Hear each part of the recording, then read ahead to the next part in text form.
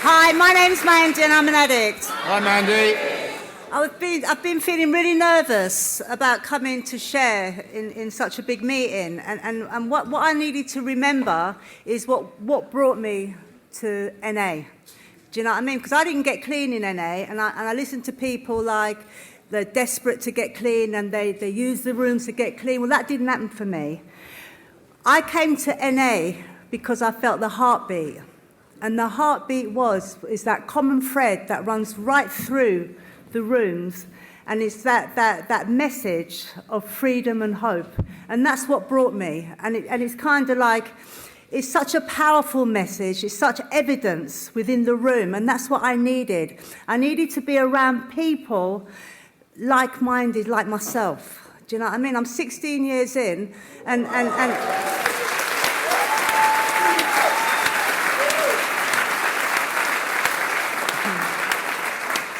I feel really privileged, right, to be in a fellowship where I'm really, really challenged.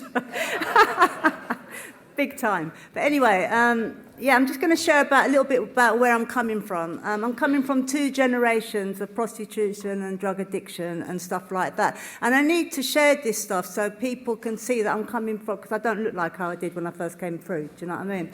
Kind of thing.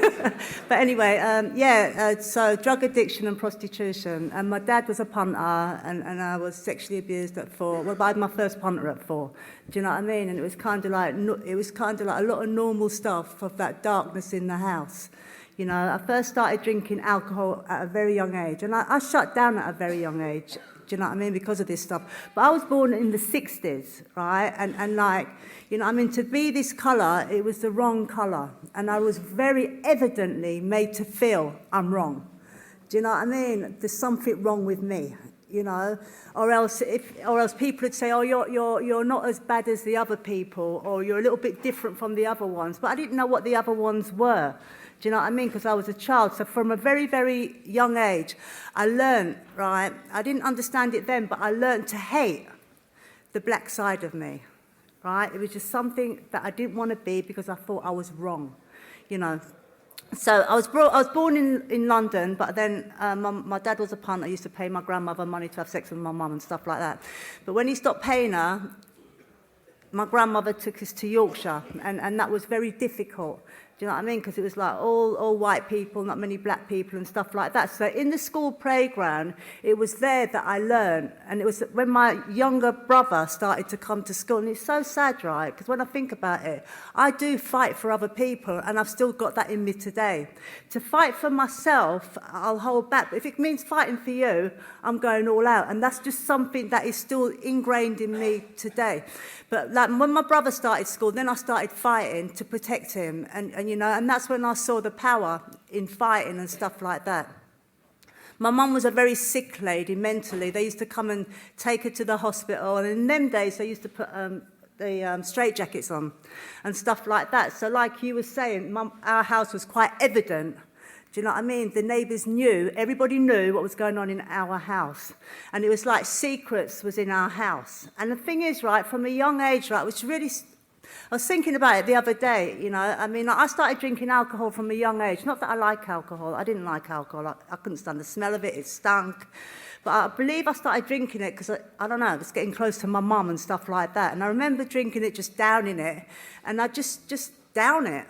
Do you know what I mean? Just to not feel and black out and stuff like that. I hate alcohol, you know, but I would just take it, obviously, to alter the way that I felt and stuff like that. But I remember, right, at a young age, right, drinking in a pub with my mum, and I'm drunk, and this man walked me home, but he raped me. He raped me, and this stuff I'd kept a secret, you know, like for my whole life, you know, thinking that it was my fault, you know. I got raped a couple of times and punters and stuff like that at a young age, stuff like that. But all this secrecy stuff that I kept in me, believing that it was my fault. I remember going to school, right, and I was really sad that I wasn't a prefect. Do you know what I mean? Because, like, I wanted to be, I don't know if you know what a prefect is in school. Yeah, somebody that's important, the girl, the top girl, the head girl, right? And I didn't get it why I couldn't be the head girl. You know, it was something that I really wanted to be. But what it was, right, I didn't know how to function appropriately. Do you know what I mean? All my attention, it was all negative. I didn't know how to, if the teacher said one thing, I'd do completely the opposite. And that's how I seemed to get my attention. And it was, you know, when stuff happens to you when you're young, you know, there's like a silent plaster that goes over your mouth. You just haven't got a voice. So I just went along with people. I just went along with people. I'd be whatever people wanted me to be. I'd fight just to get that power in the playground and stuff like that. My mum actually married a National Front man. You know, I couldn't believe it. I was in court, right? I was coming out of court, and she's showing me her ring. She'd married this National Front man, which was absolutely nuts. Do you know what I mean? But anyway, I grew up believing that my dad was dead, but when my grandmother was dying, right, and there was a desperation in me, always to want to be loved, always to wanting to be acceptable, approved of, a part of. There was always that something in me that wanted to, that was dying for that. But when my grandmother was dying, she said, "Go and look for your dad." And I believed that he was dead. Do you know what I mean? Because she told us that he was dead and stuff. So I ended up getting the number off my mum, who, you know, she gave me it when she was high and that. And I ended up phoning this number, and my dad picked up the phone, and it was my ticket out of this mad place. My dad ran gambling houses in the West End. So I've come from one mad place into a next mad place. But this place I felt like accepted because he was popular down the West End and stuff. So I felt a part of something, even though it was destructive. You know, I can remember by then I'm taking pills and spliff and like the normal stuff in a dysfunctional family. It's not normal, but unfortunately it's normal. You know, anyway, so I end up meeting this guy, right? I didn't love him, but he had street credibility. Do you know what I mean? He had money, and that's how I used to value people, because that's what we was taught. Money is valuable. The money is love, you know. So I ended up going out with this guy and ended up getting pregnant for this guy and ended up having a baby. After I had my baby, it was when I had my first hit of heroin. I couldn't handle a baby. I was still a baby myself in my mentality. I had my first hit of heroin, and when I had heroin, I really believed I'd found what I'd been looking for my whole life. I felt it. I mean, obviously, I don't know how it felt in a mother's womb, but I can liken it to being in a safe place, curled up in your mother's womb. And that's what it felt like. And I really believed that this is what I'd been looking for, and this is all I want. And anyway, heroin, as you know, became my master, became my lover, my best friend, and my everything. But inside, I was dying because I wasn't a mum. And when I was a child, right, I said, when I grow up, I'm not going to be like my mum. I'm going to be a good mum. Do you know what I mean? Because I used to see other kids being picked up in the playground by their parents. And I knew that's what I want to be, like them, picking up their kids. Do you know what I mean? But I wasn't like that. And inside I was screaming, but I couldn't tell anybody that. Because you know when you've got the street front, everything's all right, and all these kind of masks and stuff like that.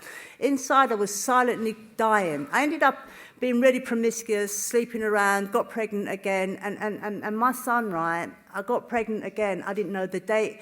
Now, I'm 16 years in, and I think it would be maybe a year or 2 years ago that I remembered my son's date of birth.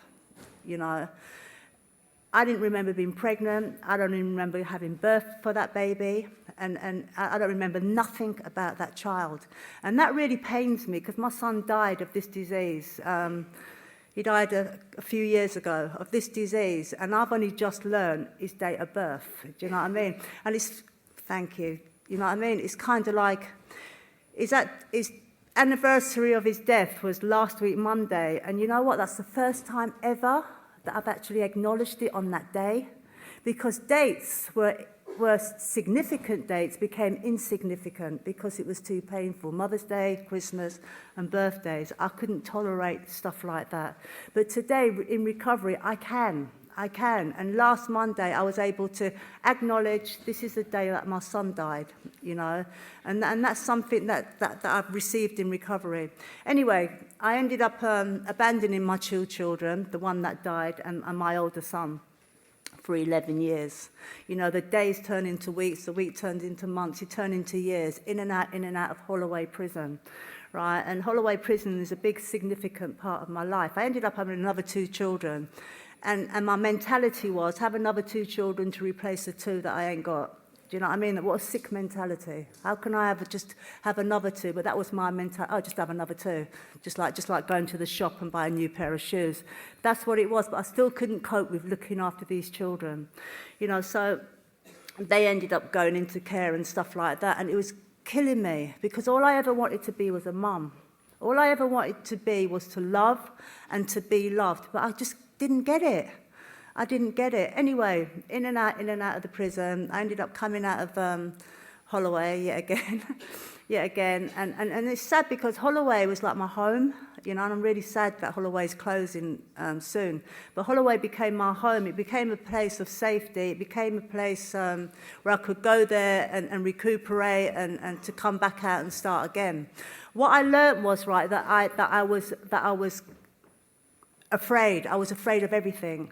That I was motivated by fear. And what I'm learning is that my recovery is to learn to be motivated by love. You know, this is my process and my journey. But anyway, so ended up coming out of Holloway, and I've been in 7 rehabs by then, as you do. I mean, like, we used to go to prison, do the homework, and kind of like right off to a rehab and stuff, and it was easy to get out of jail, kind of stuff, and that's what we used to do. But anyway, so I ended up going down the King's Cross, and my story was I ended up going into it was a very militant Christian rehab. It was militant. Yeah, it's very militant. But in this rehab, right, what happened to me? I found my higher power.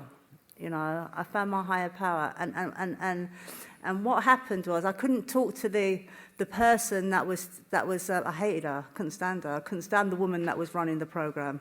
I couldn't stand her. So what it was, because I couldn't stand anybody in there, I was on my knees all the time praying. All the time throughout that whole program, I was on my knees, and that's how I got to get my higher power. But anyway, but in this program, what I learned, what happened for me, right? I'd be around somebody, and I didn't know about feelings and emotions or anything, as you do. Obviously, they're dead and stuff like that because we are the walking dead. You know, the very, which is really sad, but we are literally walking zombies. In this rehab, I learned that. I'd be around somebody and I didn't know when I was angry, and all of a sudden I'd get this stuff going on in my belly, and I'd be saying to God, what is that? Do you know what I mean, kind of thing. And I started to learn about my emotions, right? And I started to learn about, I'd be around somebody else that had a mum and dad, and they had money. Do you know what I mean? These were people that I used to rob. Do you know what I mean? So I wasn't happy being around anybody with money. I felt quite insecure around money people. You know, I felt less than around money people. So I'd be around these people, and he'd show me, do you know what I mean, that I was jealous, that I was coveting, and stuff like that. So I learned kind of like that this stuff that I was holding on to was this stuff that I was using on. And I learned that being around people bring this stuff up. Do you know what I mean? So I learned, like, the very people who I couldn't stand, I learned to embrace them because they was bringing something up in me that I needed to work on. And this is what I kind of like learned from that. Anyway, whilst in this place, I ended up, got clean and stuff like that, and I really believed that my life was to be working with people in Holloway prison, right? But I didn't know how I was going to get back in there, obviously, because I've got criminal offences. So my head, so I've just come out of rehab, right? I can't believe it. It doesn't matter anyway. My head's just thinking, is there any officers in here? But it really doesn't matter, because it's closing anyway, so it doesn't matter. Right? See how the head goes. But anyway, I've come out of this rehab, right, and I've got my friend to type up a letter, Mandy works for da-da-da-da-da-da. Anyway, I ended up going in there on legal visits, right, and legal visits with solicit stuff like. I've only just come out of rehab, because I believe that's where I'm meant to be. So I'm working my ticket. How do I get in there? So anyway, so I phoned them up. So I thought, okay, I've got to get in another way. So I ended up phoning them up, right? And I challenged them at a game of volleyball. They only accepted. I didn't have no volleyball team. I didn't even have a volleyball. This is so real. I ended up having to go to the church, right, and trying to find a volleyball team in the church. It was absolutely crazy anyway. But all I know is that door opened. Do you know what I mean? And I really believe in our lives that doors open that no man can shut. I really believe that, but sometimes we just got to step out. Do you know what I mean? Feel the fear and do it anyway. So when we're out on the street, when I was out on the street robbing and doing what I was doing, I felt the fear and I did it anyway. Do you know what I mean? I was always that adrenaline. I was always afraid, but I did it anyway. So I ended up doing a volleyball team in there. We ended up winning and stuff like that. And the thing is, I take loads of people in. Loads. I mean, I'd have something like 15 people, visitors, to go in all the way to watch the match and stuff. But anyway, so it was like, it was good what I was doing, but that wasn't it. So I'm thinking, oh, well, where am I meant to be? So anyway, so I ended up opening a church on H1, right? I'm not even a chaplain or anything. I ended up opening a church on H1. So I got this church started, bringing people in, share their story and stuff like that. And what it was good what I was doing, but it wasn't where I was meant to be, right? So I'm thinking, where do I meant to be? And where he wanted me working with the Rapt, right? And it was taking me out of my comfort zone. Because what it was, right, the phone would ring, I wouldn't want to answer it. I wouldn't want to touch it. Do you know what I mean? If it was to talk about drugs or crime, we can talk all day, but talk anything professional, do you know what I mean? It's like, I don't know that language. And like, they're going to think I'm stupid, I'm an idiot. Do you know what I mean? I don't know how to use a computer. I don't know the language of the prison and all that kind of stuff. And so I learned my confidence. It's kind of like, I grew up in there. Do you know what I mean? I learned, like, picking up the phone and started my confidence. And the governor would call me for something, and straight away I'd go into panic. What have I done? Do you know what I mean? I'd have to remember I'm not a prisoner no more. I'm a professional. Do you know what I mean? And stuff like that, because this is what happens. You know, it tries to take me back into my past and tries to tell me this is who you are. Well, it ain't.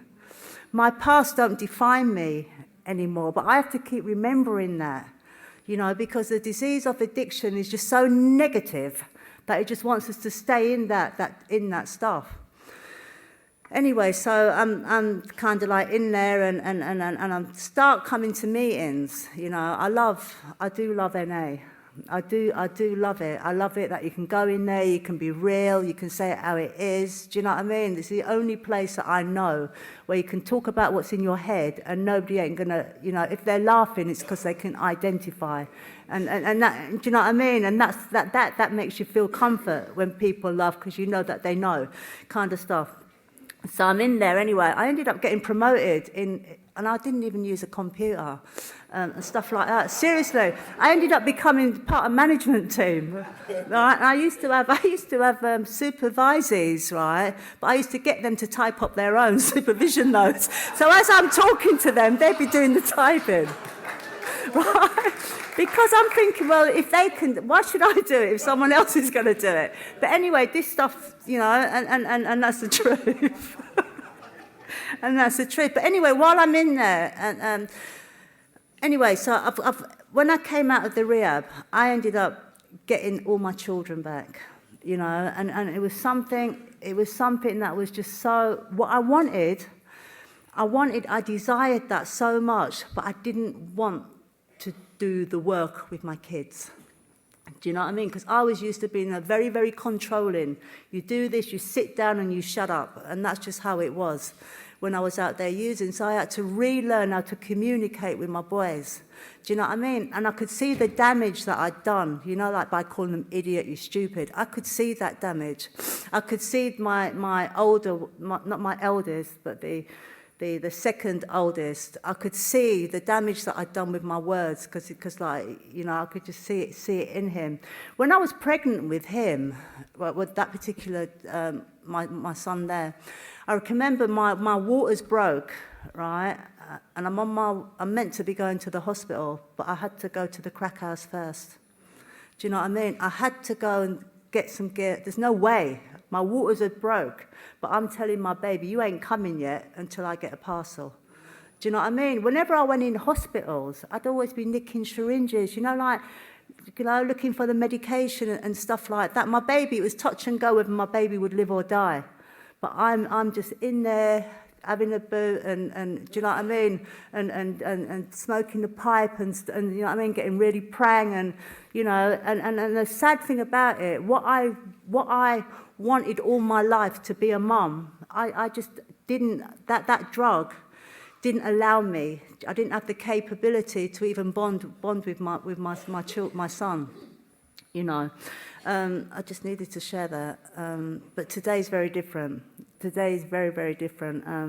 You know, so anyway, so in the prison, and I'm talking about desperation turned into passion, you know. When my heart, when I was in the prison, whenever I do anything, I say to myself, there's got to be more than this. I was like that on the street, so what's different? Do you know what I mean? I'd be thinking, no, there's got to be more than this. All right, I'm saying, oh, God, all right, God, you've brought me in here, I'm doing this, you've promoted me, blah, blah, you know what I mean, giving me favour in here, but there's got to be more than this. And what it is, the women, when they come out of Holloway prison, as I know myself, they come out to nothing. Do you know what I mean? As you know, those of you that have been in prison, come out to nothing. And I know for me, I've had to relearn, and still am relearning, how to live. You know, so it was like putting a 2-year-old baby outside the gate and say, go on, live. That's exactly what it's like. Do you know what I mean? So my heart, I was thinking, right, no, I've got to get halfway houses. So whenever I was going around like sharing, I'd be saying, I need houses for women, I need houses for women. Anyway, I'm sharing in this place one time, right? And I'm saying, yeah, I need houses for women, houses for women. And this man's come up to me and he said, I've got a house. So my head's telling me he fancies me, right? My head is telling me he fancies me. Do you know what I mean? He hasn't got a house, right? So I blanked him for a whole year, right? I blanked him, right? And actually gone back to the same meeting a year later, and the same guy's come up to me and said, I'm happily married, I'm a successful businessman, and I've got a house. Right, so anyway, so what was happening, right? I was afraid, because I knew that getting a house, I have to move away from my comfort zone, which is Holloway. Do you know what I mean? Institutionalised, sadly to say, but Holloway's been a big part of my home. So I had to move out of that, but I didn't. I was doing the house and the prison at the same time. Anyway, this guy said to me, Mandy, what is it that you want? So I said to him, I want 3 houses, a rehab, a charity shop and a restaurant.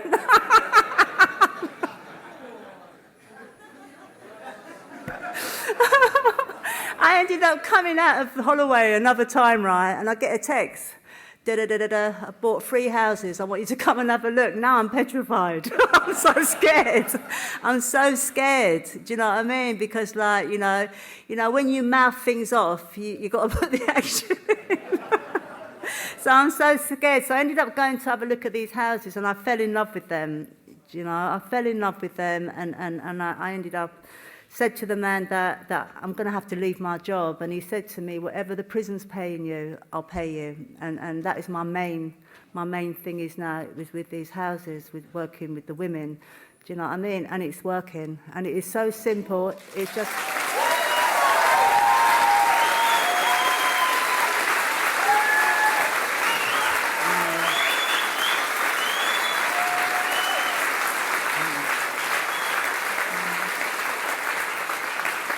And you know what the sad thing about it is so simple. It's not no big funding, do you know what I mean? It's not no massive thing. All it is house and housing benefit, and it's as simple as that. Do you know what I mean? That can save another human being. And working this program, and this is, you say, now I've got the houses, I've got women in the house, you've got to go to meetings, I've got to go to meetings, you've got to get sponsored, Now he started challenging me, right? right? If I'm asking somebody else to do it, I have to do it too. Do you know what I mean? You know, because otherwise I'm a hypocrite. You know, if I, you know, and that's when I ended up getting a sponsor. You know, because like I want to take people through the steps.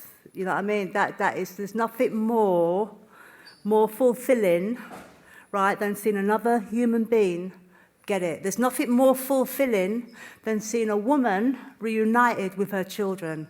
And that is what gift I get. That is what gift I get, you know, is seeing women that didn't think it was possible to get their kids back. Let me tell you something. When I had a house before in Croydon. I need to say this because I've had to. My first house that I got, right, I didn't know how to run it. I didn't know nothing. I was a diamond with very, very rough edges, right? Anyway, I'm thinking, yeah, just get a house. It's going to be all right. Da da da. Anyway, I've got this house, and I've walked in, and this girl's only drinking a can of beer in my house. Right? I just lost it, you know. I didn't know how to tell her, put the drink down, get it down, da-da-da-da. And what was happening is I ended up grabbing her by the neck, right? And as I did it, I knew you're not supposed to do this, you're a professional, right? But I didn't know how to communicate, you can't do this, right? And as I'm doing it, you know, I'm trying to smooth it out a bit. Do you know what I mean? But what it is, right? I'm not like that no more. You know what I mean? You know, and that's what the program does. That's what prayer does. Prayer changes things. You know, I don't do that no more. You know, I don't have to react like that no more. I've been in one relationship whilst being in NA. I didn't go with a man for 10 years. Do you know what I mean? So extreme. But I didn't. I didn't. But then when I did, what I learned what I don't want. Do you know what I mean? I'm not with anybody now. But I needed to go into it. And what this did, right, when I went into it, it brought a lot of stuff around my father and abuse and stuff like that. And this stuff needed to come up. And why I separated from this relationship was because every time I was going back to it, even though he wasn't my abuser and he was a very kind, loving person, it was so twisted in my head. He was my abuser. Do you know what I mean? He was and I thought, wow. But this stuff had to be revealed to me. And when I realised that I was going back to my abuser, you know, that's when I cut that relationship and cut the number off my phone because I was afraid of what I would do to the man. Because I'm not a little girl no more. I'm a big woman. Do you know what I mean? And I would hurt him. Do you know what I mean? So I needed to come out of that relationship. You know, I don't know how long I've got left. I've got 5 minutes. Okay, what's happened to me? Yeah. So Holloway, they nominated me for an award. It's absolutely mad. I went to Buckingham Palace with my son.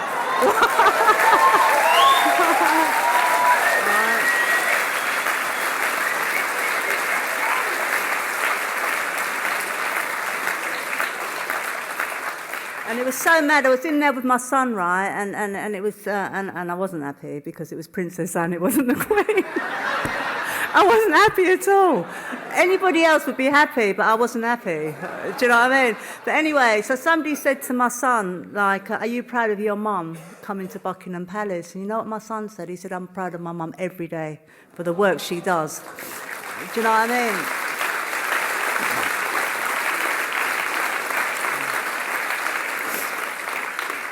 I also carried the Olympic torch, right? And I wasn't happy about that either.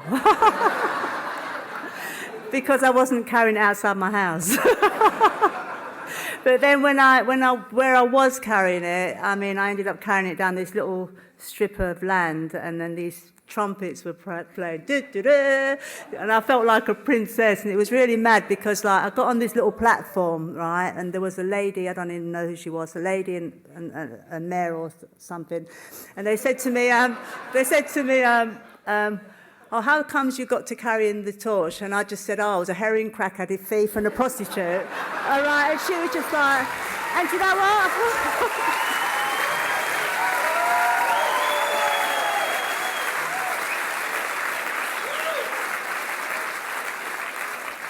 Today I can say that because it's not who I am now. I did become a prostitute, something I swore I'd never do because of my grandmother and my mother. Do you know what I mean? But it was inevitable that was going to happen. Do you know what I mean? But that is who I was then. And today, right, everything I've been through is not wasted because I have such a passion to give back. You know, there's too many people dying, you know, and it's like, I don't know, it's just like, just to hear about NA, just to hear about this program. You know, there's girls that in Holloway that have walked outside the room and didn't come in the room, and then next we hear they're dead.